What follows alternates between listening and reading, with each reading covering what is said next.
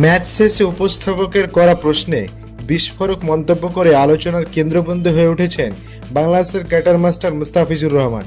কি এমন বলেছিলেন তিনি? বিস্তারিত জানতে হলে ভিডিওটি না টেনে একেবারে শেষ পর্যন্ত দেখুন। দর্শক, দিল্লি ক্যাপিটালসের হয়ে আজও বল হাতে ঝলসে উঠলেন মুস্তাফিজ।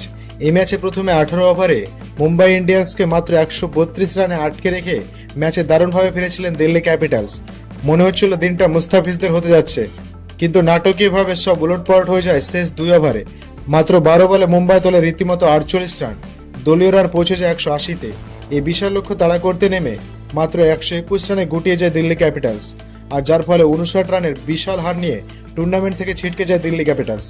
তবে দিল্লির বিপর্যয়ের মাঝেও মুস্তাফিজ ছিলেন নিজের ছন্দে। 4 ওভারে দিয়েছেন মাত্র 30 রান, নিয়েছেন মহামূল্যবান একটি উইকেট। শুরুতেই তুলে নিয়েছেন রোহিত শর্মার উইকেট। একটি নিখুঁত কাটারে রোহিতকে ক্যাচ দিতে বাধ্য করেন উইকেট রক্ষকের হাতে।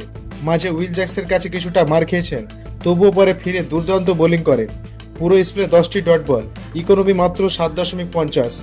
এদিকে ম্যাচ হারের পর সাংবাদিক সম্মেলনে এসে মুস্তাফিজ স্পষ্ট ও সোজা সাপটাপ মন্তব্য করেন, আমি চেষ্টা করেছি নিজের সেরা পারফরমেন্সটা দিতে।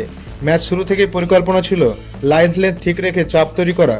রোহিত ভাইয়ের উইকেটটা গুরুত্বপূর্ণ ছিল, সেটা তুলে এনে শুরুটা ভালো করতে পেরেছিলাম, কিন্তু একটা সময় পর মনে হচ্ছিল পুরো চাপটাই যেন আমার কাঁধে।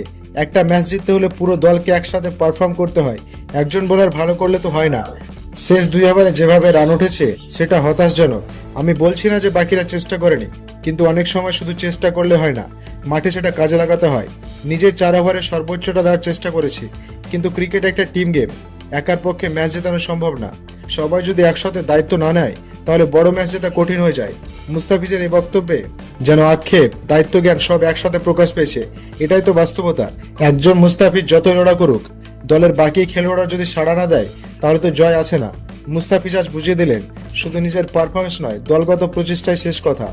তো দর্শক, ম্যাচ শেষে মুস্তাফিজের এমন মন্তব্যে মতামত অবশ্যই কমেন্ট করে জানাবেন।